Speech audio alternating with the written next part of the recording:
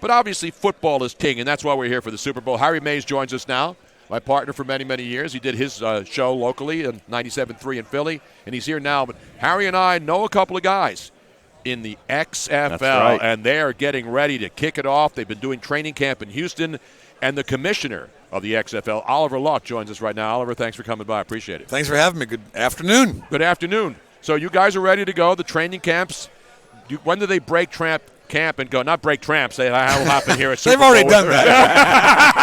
That happened in December. Training camp was in January.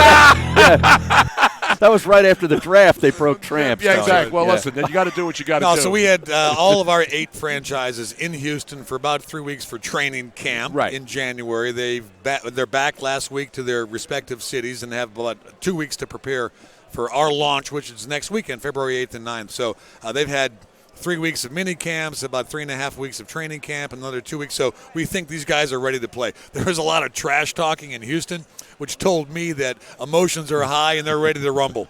Now, coming off the Super Bowl, obviously, we go into that time when there's no football. The Arena League's not around anymore, so the football product goes away for it. But people love football. We saw the AAF was actually doing well for a while, and they didn't have the financial backing to survive. You guys have the financial backing because people always are, we had Bart Oates, who was in the USFL back in the day, former great player with the Giants and 49ers, and he was in that league, and the Philadelphia Stars were a really good team with a lot of real good NFL caliber talent. You guys have the talent and you have the financial backing, right? Yeah, we do. So, if you go back and look at a lot of the spring leagues, I think 2 things, caused failure for those leagues. One was lack of capital, right? That was the alliance last year. But the other one was bad decisions. The USFL had a good thing going. I was an Oiler back in the 80s. I went to gambler games watching Jim Kelly and Steve Young and all these guys, right?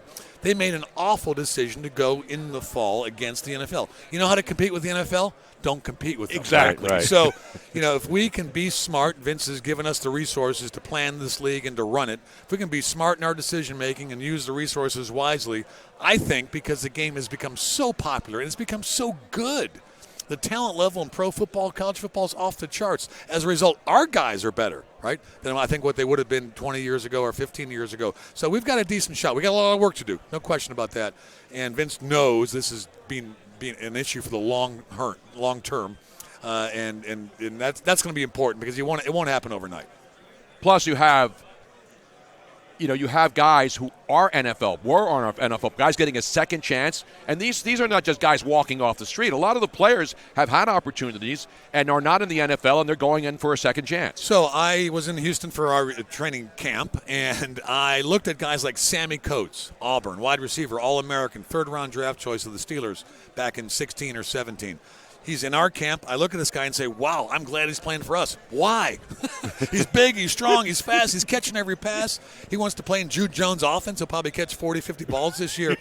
But there's unbelievable talent that's just not quite good enough to make the NFL. So the longer guys play in the league, the more in the NFL, the more positions are occupied. Right? You know how tough it is for a quarterback to break into that league with guys like Phillip and Brady and all these guys playing forever? So I really think the caliber of talent we have, combined with the caliber of our coaching staff, is going to lead to some pretty good football. Yeah, we've got a mutual friend, Colin Thompson, who was a Temple player, University of Florida, Temple, was on some practice squads with the Giants and the Bears, and he's with the Vipers now down in Tampa Bay. So that's going to be our team. I believe he's actually tuned in right now. Oh, he is? Twitch. Yeah, no, he tries to sneak it in between practice. Yeah, tell him to go back to practice. Lift some weights. They got a game coming up. I'm going to tell his head coach, Mark Trestman, on him. He's going to run the stadium steps tomorrow morning. Exactly right. No, these guys know, and these guys, Colin's a young guy, he stays in shape. A lot of guys, after they play in the NFL or get caught or on a practice squad and get released, these guys are still keeping themselves in shape for this. Here's a guy that I'm excited to see play. He's fighting for the starting job in Houston. Phillip Walker, P.J. Walker from Temple. Yeah. He was on the Colts practice squad for a couple of years. My son said, hey, Dad, you got to look at this guy. He's pretty darn good. Yeah, he can spin it. Yeah, he can spin it. So he's fighting with Connor Cook to be the starting quarterback in June Jones' offense to throw to Sammy Coates. So there's some talented guys. And what I like is they all got a chip. on their shoulder, right? Because they've somewhere along the way they didn't get the shot they think they deserve. So they're going to play hard. I think they're going to play very emotionally, and they also bring a professional attitude. So these aren't college kids. These are guys that really are professionals. All right, professional football is a TV show. It's one of my favorite TV show. What kind of things are you guys going to do as far as the television presentation to sort of spice it up, separate it from the other league? So our broadcasters are Fox and Disney, ESPN, ABC. So great producers of football. They know how to do it. They do thousands of games and do it very well. One of the things that we're working with them on is to give access to the listener to places and things and noise, right, communications that they normally don't have access to. When the referees throw a flag, let's listen in on what they discuss, right? What is said in the locker room at halftime? Let's listen in. Oh. Wow. So we've got some access points for cool. our fans because, fans have always wanted to know what's going on behind that door. What is Bob Stoops saying in the locker room? Does he really do a great Newt Rockne speech? Or is it just, hey, guys, let's go? Now, will you have the pull-up medical tent? The blue tent. The blue tent medical tent, because that's a recent phenomenon the last couple of years. Yes, we have the blue pull-up tents. And in Philadelphia, we wanted to know what was going on in that tent. Exactly. Because it was always up. Yeah, it was up, especially for the Eagles. They never took it down, right? No. Now, of course, the original XFL, Vince McMahon was involved in it. And I just want to get to this last point. And it was all bombast and, this is the XFL. And Vince would come out there. And obviously, wrestling is still huge. In Vince McMahon's name, he's one of the most successful businessmen in the world. And so what's the difference between XFL 1 and this time around? There's no comparison. Beyond the name, no comparison. Vince hired me, told me to build the league in a proper, responsible fashion. I'm a football guy. I love the game. I don't mind innovating, but I don't do gimmicks. Bob Stoops doesn't do gimmicks. June Jones doesn't do gimmicks. So, Vince has given me the responsibility to put this league together. He is funding the league, obviously. I speak to him virtually every day or text or whatever. I run by the big football decisions by him. But he's given the responsibility to me to build the league, and I want to build it in a proper, responsible manner. Now, are you were talking about all the different ways you're going to get to the fans. Is something like Twitch going to be part of it as well?